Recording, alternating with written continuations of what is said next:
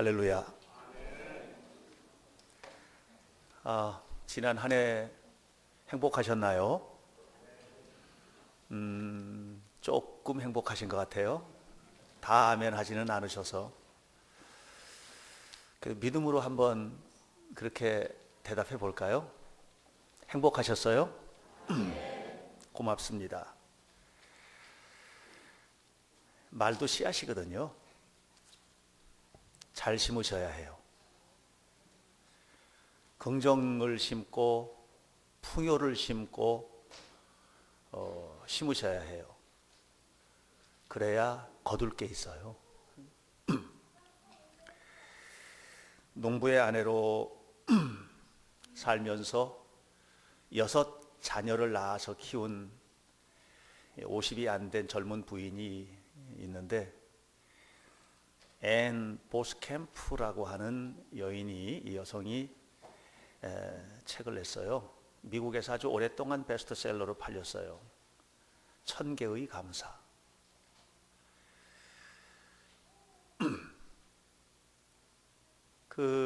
이 책 안에서 앤 보스캠프가 하는 얘기가 이런 얘기를 해요.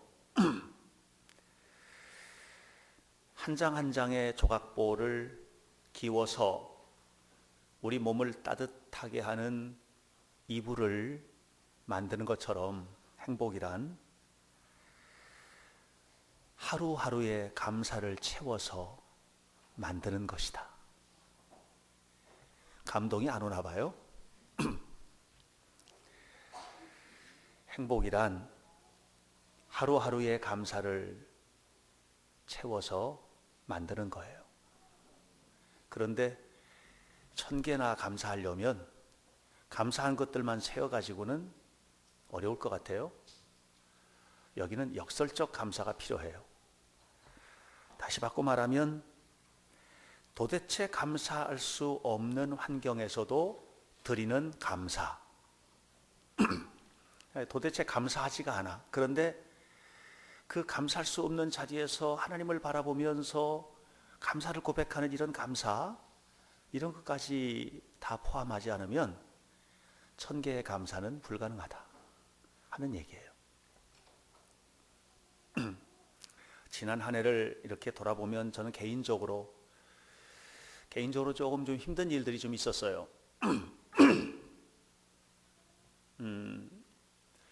여러분들이 저를 바라볼 때 매우 멀쩡해 보이고 걱정이 하나도 없는 목사일 것 같아 보이시지만 있답니다. 저도. 그런데 그런 여러 가지 나를 부담스럽게 하는 일들, 나를 영적으로 힘들게 하는 그런 여러 가지 요소들, 또 목회적인 부분들, 또 개인적인 여러 가지 상황들, 이런 것들 때문에 어느 날 기도해야 되겠다는 강한 은혜를 받고 금식 기도를 들어갔어요. 그리고 금식 기도를 했어요. 그랬더니 그렇게 힘들었던 것들이 모두 다 감사라는 걸 알게 됐어요. 하나님이 이래서 나를 그렇게 하셨구나. 이런 것들을 깨닫게 됐어요.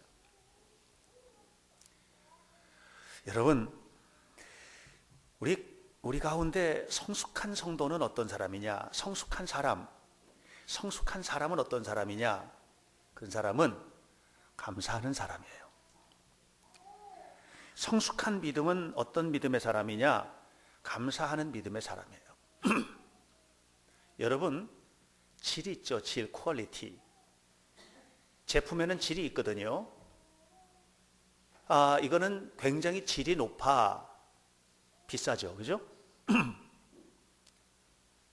이게 질이 별로야. 싸지요. 그죠? 삶에도 질이 있답니다. 사람도 질이 있어요. 여러분 한 사람 한 사람의 퀄리티, 질이 있어요. 질. 믿음에도 질이 있어요. 믿음에도 질이 있어요. 예수님께서 한 번은 제자들에게 그랬어요. 너네는 믿음이 왜 그렇게 질이 떨어지냐? 왜 그렇게 믿음이 작으냐? 왜 이렇게 믿음이 연약하냐? 왜 이렇게 믿음이 없느냐 이렇게 하셨어요. 그런데 어떤 사람들을 만났을 때 이렇게 말씀하셨어요. 내가 이스라엘 가운데 너만한 믿음을 찾아보지 못하였노라. 네 믿음이 크도다. 가라. 네 믿음이 너를 구원하였느니라. 이 큰 믿음이에요. 이게 뭐냐면 믿음의 퀄리티가 질이 좋은 거예요. 질 좋은 믿음. 여러분의 것 되시기 축원합니다. 영혼에도 질이 있어요. 영혼에도. 여러분 우리 각 사람의 영혼에 질이 있다니까는요. 우리 한 사람 한 사람 속에 있는 영혼의 질, 그것은 뭘로 평가할까? 고든 맥도날드라고 하는 크리스찬 작가는 그의 글에서 이런 얘기를 했어요. 가장 뛰어난 영혼의 질이 있다면 영혼의 높은 질의 영혼을 가진 사람, 이 가장 뛰어난 영혼의 질이 있다면 그것은 감사하는 사람의 영혼이다 그랬어요. 감사하는 사람의 영혼의 질이 높은 거예요. 질이 좋은 거예요. 한 해를 돌아보면서 감사하십니까? 감사하기 싫으십니까?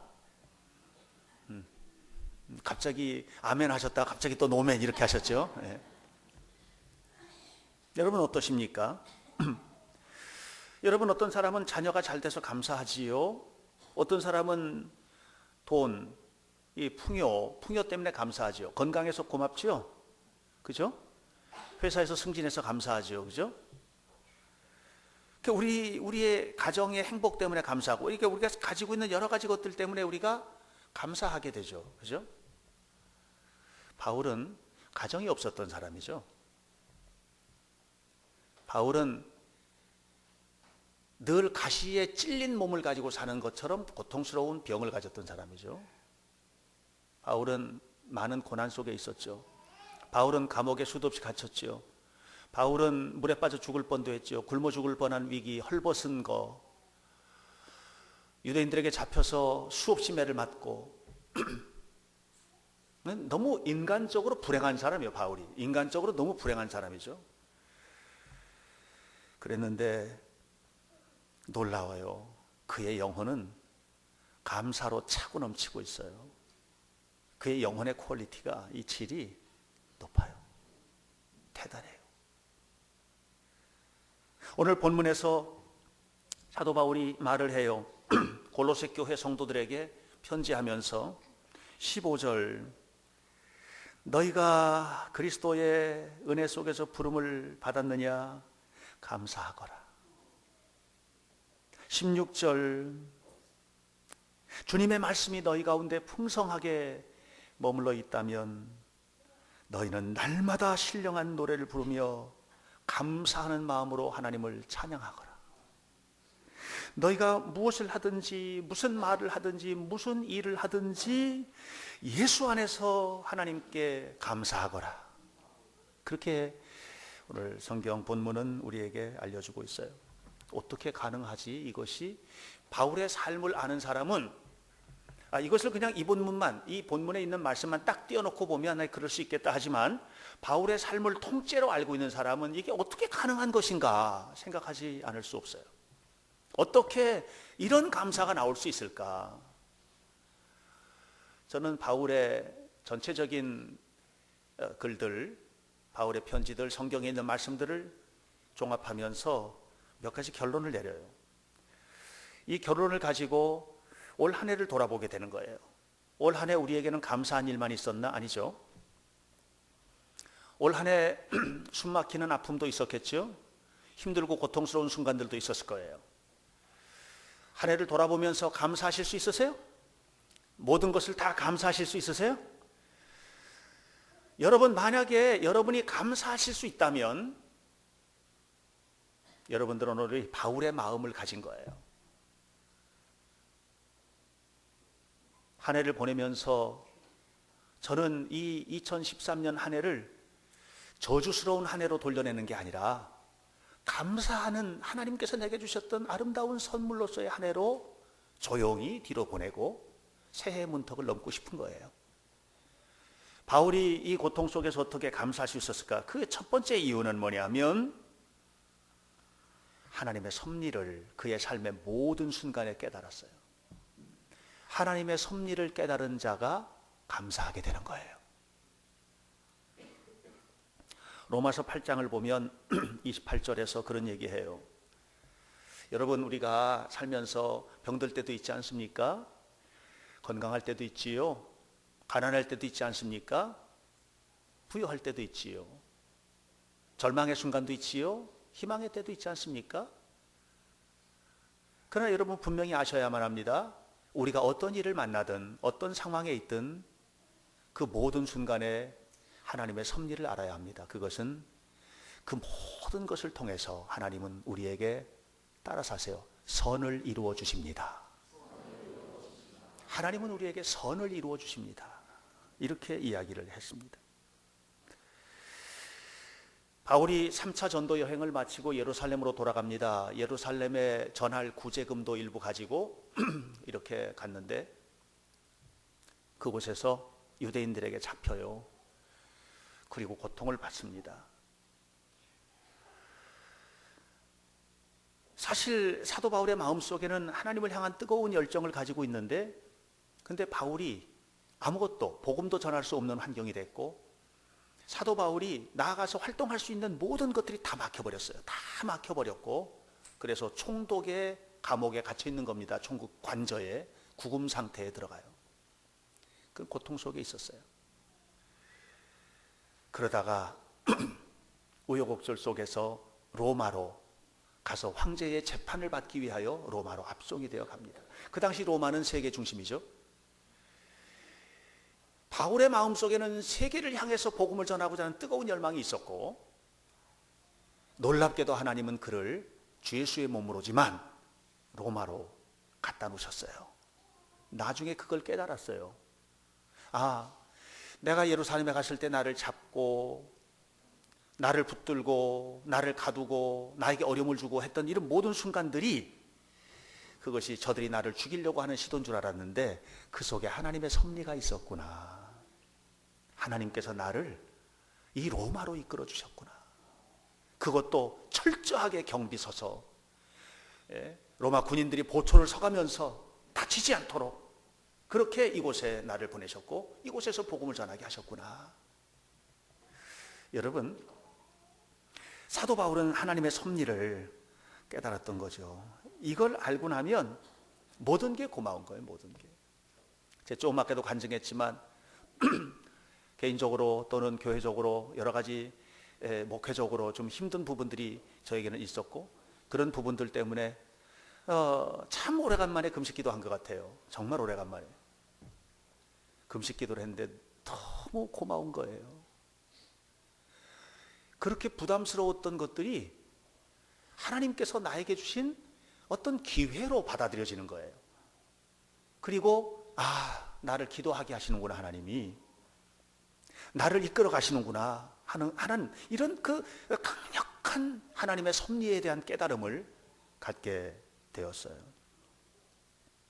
사랑하는 여러분, 우리가 큰 역경 또는 큰 상처라고 생각했던 일들 있죠? 그런 일들이 하나님의 손에서 바뀌는 거예요. 하나님의 손에서 역전돼요. 하나님의 섭리를 깨닫고 하나님 앞에 감사할 때 바뀌어지는 거예요. 그러니까 둘 중에 하나예요. 하나님의 섭리를 깨닫고 감사를 붙들 것이냐, 아니면 내 삶의 지금 현장에서의 고통스럽고 어려운 문제를 붙들고 망하는 길로 갈 거냐, 어디로 갈 거냐. 우리는 늘 이 두 갈래 길 앞에 서 있는 거예요. 언제나 우리는 이 두 갈래 길 가운데 서 있는 거예요. 어떤 모습이 다가오든 간에 선택은 결국은 하나님을 믿는 믿음의 표현이에요. 우리는 하나님께서 주신 섭리를 깨닫고 하나님 앞에서는 은혜로운 성도들이 되시기를 축원합니다. 문제가 큽니까? 문제가 큰 만큼 기적이 커요. 홍해가 가로막았어요. 홍해가 이스라엘 백성들 앞에 지난주에도 우리가 함께 말씀을 나눴는데 홍해가 가로막고 있었어요. 문제가 커요. 그러니까 홍해가 갈라지는 엄청난 기적을 본 거예요. 문제가 크면 기적이 큰 거예요. 절망이 크고 고통이 큽니까? 그러면 기쁨의 크기가 큰 거예요. 욥이 얼마나 큰 절망을 겪었습니까? 모든 것이 다 날아가고 모두 죽고 가족들도 모두 떠나가고 병들고 그런 속에서 끝까지 하나님 앞에 섰을 때 그에게 다가왔던 최종적 기쁨은 얼마나 컸는지 아는 것을 말로 다 할 수가 없어요. 사랑하는 성도 여러분, 저는 이런 일련의 모든 과정들을 통해서 깨닫는 것이 있어요. 그것은 뭐냐 하면, 우리가 하나님을 진실로 믿는다면 내 삶의 모든 고통이 경력이 될 것이다. 실력이 될 것이다. 그 속에서 실력을 쌓게 될 것이다. 내가 다가온 모든 어려움들이 간증이 될 것이다. 결과적으로 하나님의 놀라운 축복을 이루는 그런 은혜 속에서 살게 될 것이라는 것을 기억하시기를 주님의 이름으로 축원합니다. 그러므로 여러분, 힘든 일을 만나고 지난 한 해 동안 돌아보세요. 속상한 일이 있었잖아요. 예. 그걸 속상한 것을 가지고 새해로 넘어가려고 해서는 안 돼요. 그 속에 있는 하나님의 섭리를 깨달으셔야 돼요. 그리고 하나님께서 나에게 왜 이런 일을 주셨는지를 깊이 묵상하며 기도하셔야 돼요. 그리고 그 속에 담겨져 있는 하나님의 섭리를 깨닫고 하나님 앞에 감사하게 될 때 여러분도 1000가지 감사가 가능해지리라고 믿습니다. 그리고 하나님의 놀라운 축복 속에 살게 되는 은혜로운 성도가 될 줄로 믿습니다. 두 번째로 바울이 그 고통 속에서 어떻게 감사할 수 있었을까? 그가 감사할 수 있었던 이유는 뭐냐면, 하나님 앞에 거절을 당했는데 이 거절이 하나님의 은혜라고 하는 사실을 깨닫게 된 거예요. 네. 거절이 하나님의 은혜라는 것을 깨닫는 거예요. 고린도후서 12장을 보면 사도 바울이 기도하는 얘기 나오잖아요. 육신의 가시 때문에 기도했죠. 얼마나 고통스러우면 육신의 가시라고 했고 사탄의 사자라고 했거든요. 손에 가시 조금만 들어도 아프고 힘들죠. 그죠? 그런데 평생 동안 육신의 큰 가시를 찔려서 산다고 생각, 얼마나 고통스러워요. 저주받은 인생이에요. 그게 얼마나 힘들면 사탄의 사자가 나에게 붙어 있다고 그랬을 거예요. 그 정도 고통스러웠던 겁니다. 그래서 기도했어요. 간절히 기도했어요. 하나님이 거절하셔요. 안 들어주신다는 거예요. 기도했어요. 하나님 거절하세요. 사도 바울이 끊임없이 기도했는데 기도할 때마다 거절하셨어요. 한 번도 그 기도를 들어주질 않았어요. 그런데 이렇게 계속 기도하는 중에 깨달은 게 2가지가 있어요. 뭘 깨달았느냐? 첫 번째는 내가 그래도 가지고 똑똑하고 조건도 좋고 그런 속에서 또 사역을 하면서 수많은 역사들을 이루고 하는데 그런 속에서 내가 교만하지 않은 것은 바로 이 가시 때문이었구나 하는 깨달음이 왔어요. 두 번째 깨달은 것이 뭐냐 하면, 내가 이렇게 아프고 병이 들어있지만 이렇게 아프고 병 들어있는 이런 고통스러운 속에서도 하나님이 나와 함께 하셔서 끊임없이 은혜를 베풀어 주시는구나 하는 것을 깨닫게 됐어요. 그러고 나니까 감사한 거예요.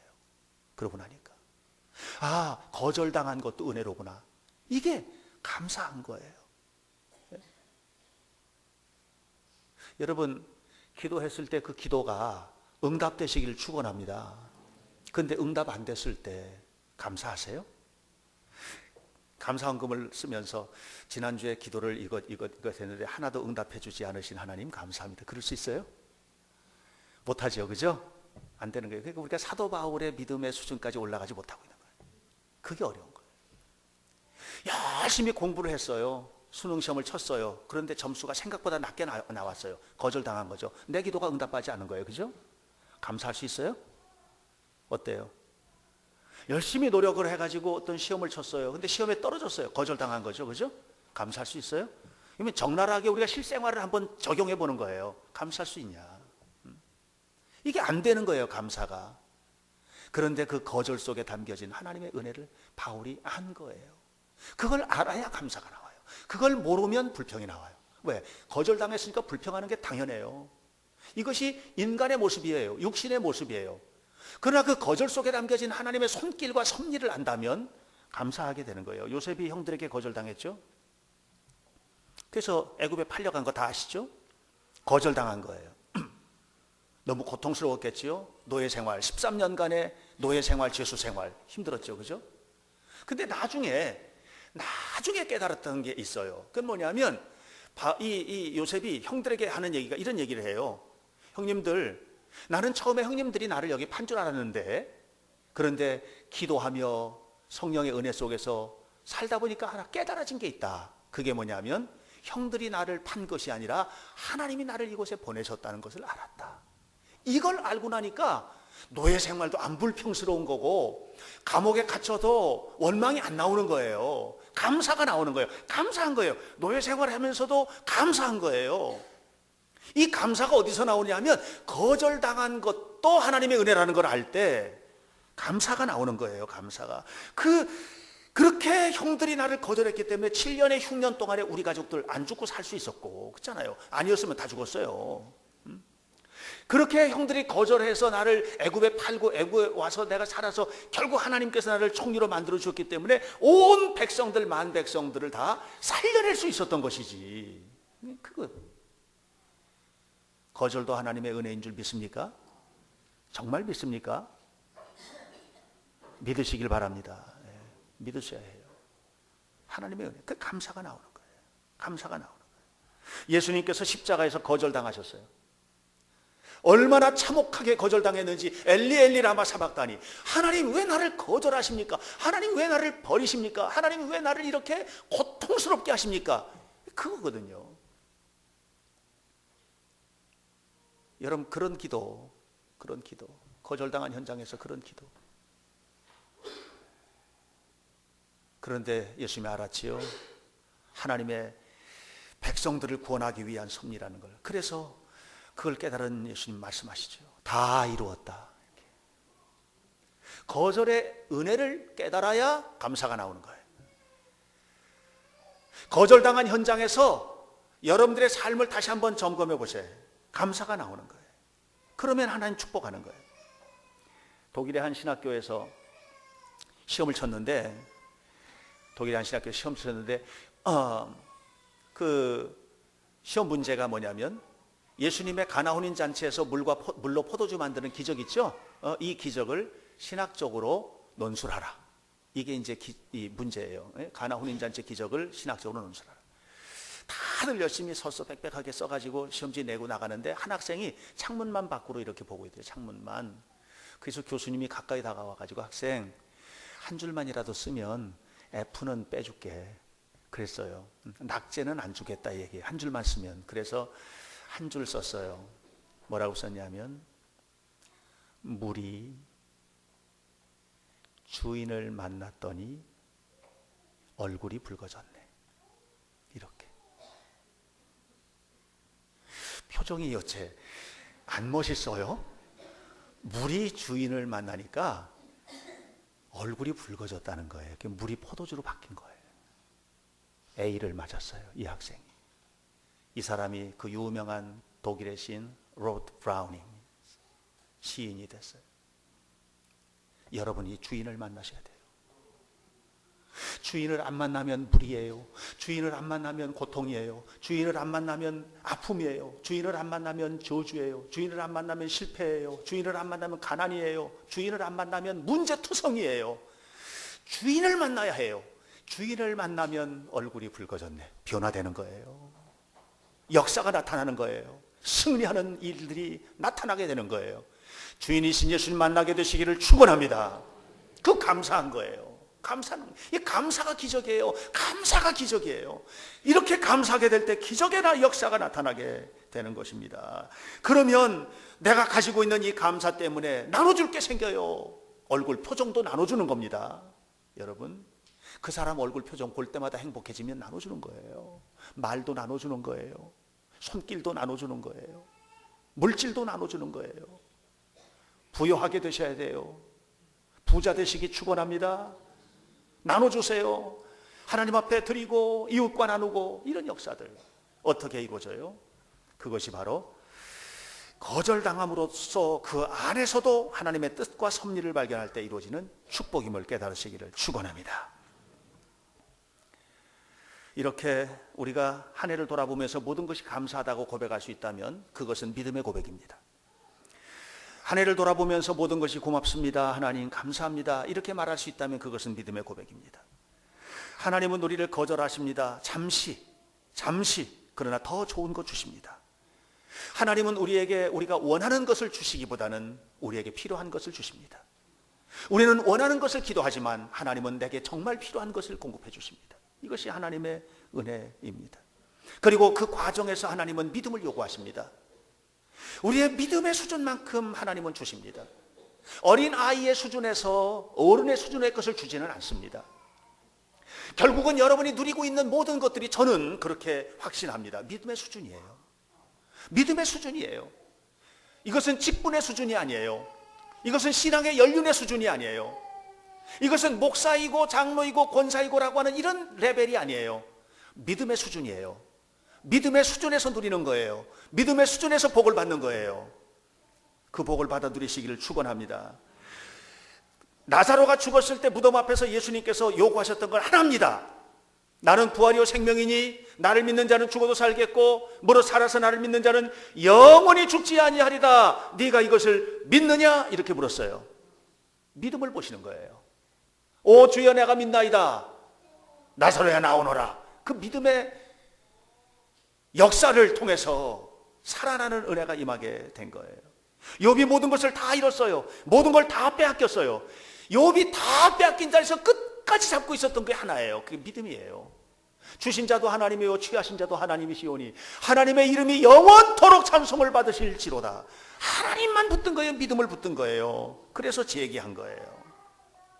한나가 사무엘을 맡겼던 것도 믿음 때문에 가능했던 거예요.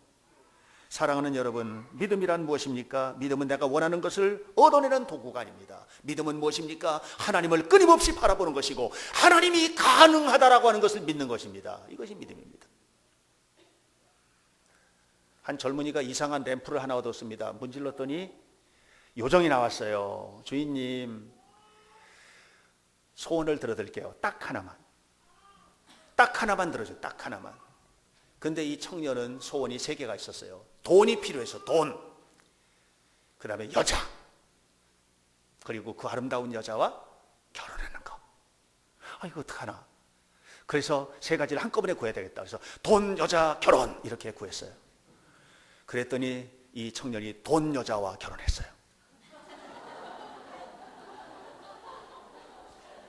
완전히 돈, 여자와 결혼했어요. 여러분, 공짜는 없습니다. 공짜는 없습니다. 이 땅 위에서 어딜 가든지 이렇게 쉽게 얻을 수 있는 일은 없습니다. 주님은 여러분들에게 요구하십니다. 씨앗을 심으라는 거예요. 그리고 기다리라는 거예요. 언제까지? 자라서 열매 맺는 그날까지 기다리라는 거예요. 여러분은 모두 믿음의 씨앗을 가지고 계세요. 마태복음 13장은 믿음은 씨앗이라고 했어요. 천국도 씨앗이라고 했어요. 심으면 자라는 거예요. 그런데 다 자라는 게 아니에요. 공자께서 말씀하셨어요. 씨앗을 심었는데 싹이 나는 게 있고 그냥 죽는 게 있다. 싹이 났는데 꽃이 피는 게 있고 꽃이 못 피는 게 있다. 꽃이 폈는데 열매 맺는 게 있고 열매도 못 먹는 게 있다. 무릇 사람은 열매를 맺어야 하느니. 여러분 아셔야 돼요. 우리는 믿음의 씨앗을 심었어요. 여기서 끝장내면 안 돼요.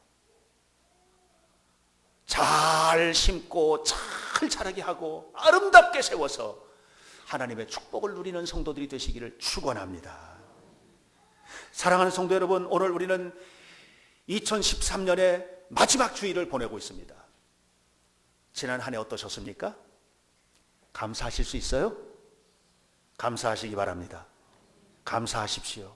따라서 하세요. 하나님, 한 해를 감사합니다. 2013년 감사합니다. 새해를 기대합니다. 감사의 사람이 기대할 수 있어요. 아무쪼록 한 해를 마무리하는 이 아름다운 주일에 여러분 속에 감사로 가득하시기를 축원합니다. 하나님 때문에. 아무쪼록 새해를 바라보고 있는 여러분들 희망으로 가득하시기를 축원합니다. 하나님 때문에. 주와 함께 동행하는 여러분 속에 주의 축복이 충만하시기를 간절히 축원합니다. 기도하겠습니다.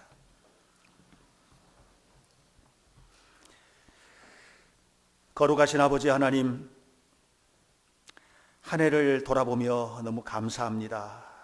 지난 한 해를 우리가 살아왔습니다. 원치 않는 일들을 경험하기도 했습니다.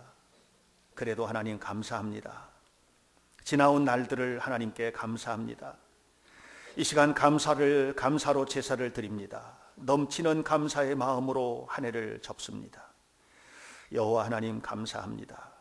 이제 새해 기적의 주님 우리와 동행하여 주옵소서. 놀라우신 주님 우리와 동행하여 주옵소서. 영광의 주님 우리와 동행하여 주옵소서. 그리고 더욱더 깊은 감사로 한 해가 채워지게 하옵소서.